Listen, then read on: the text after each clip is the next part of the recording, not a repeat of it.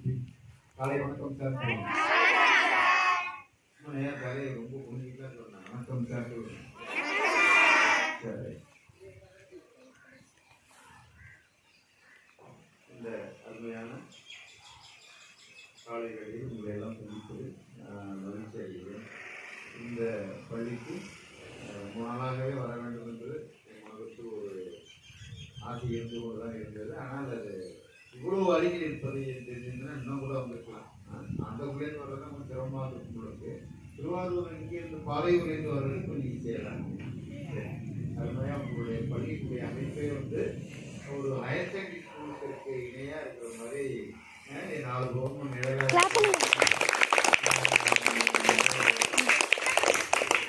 பார்த்தீங்கன்னா உங்களுக்கு எப்போது குளிர்ச்சியாக இருப்பதற்கு உங்கள் பள்ளியினுடைய முன்புறம் பார்த்தீங்கன்னா குளம் இருக்குது.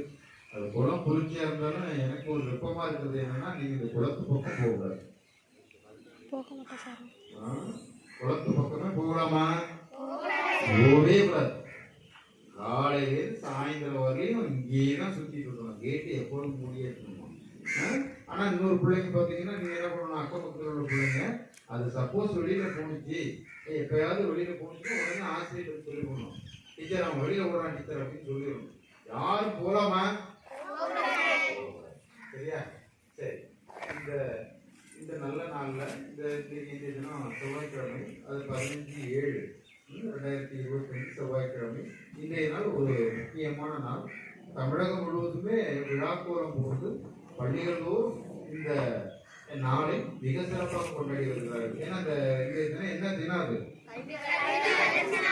கல்வி வளர்ச்சி நாள். யாருடைய நினைவாக நம்ம கொண்டாடுறோம்? கர்ம வீரர் காமராஜர். அப்படியே சாதாரண சொல்றாரு, கர்ம வீரர். அவரெல்லாம் இல்லை அப்படின்னா நம்மளாம் நான் முடியுமா அப்படின்னு பார்த்தோம்னா கேட்டு போயிடலாம். அவர் இருந்ததுனால தான் அவர் போட்ட அந்த சத்துணவு, அவர் ஆரம்பித்த பள்ளிக்கூடம், அதில் படிச்சு நீங்களும் அதே போல சிறப்பாக படிக்கலாமா? அர்த்தமே இல்லையே. சரி சரி.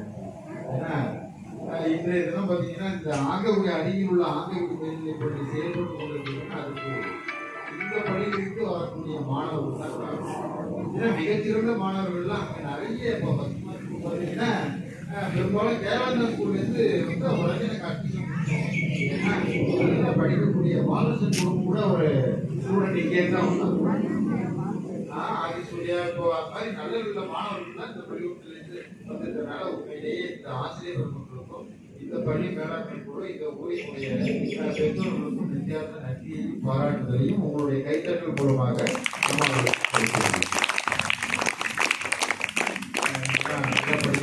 புத்தகம்லாம் வந்துருச்சேன். உங்கள் தலைமை ஆசிரியர் அவர்கள் ஒரு ஆசிரியர் பணியிடம் காலி பணியிடமா இருக்கு, கணிதத்துக்கு ஆசிரியர்கள் சொல்லியிருக்காங்க. அவர் 2 வகுப்பறை கட்டிடம் கேட்டாங்க, நான் வரலையா. அதே போல் பெண்கள் கழிவறை இல்லாமல் இருக்குன்றாங்க.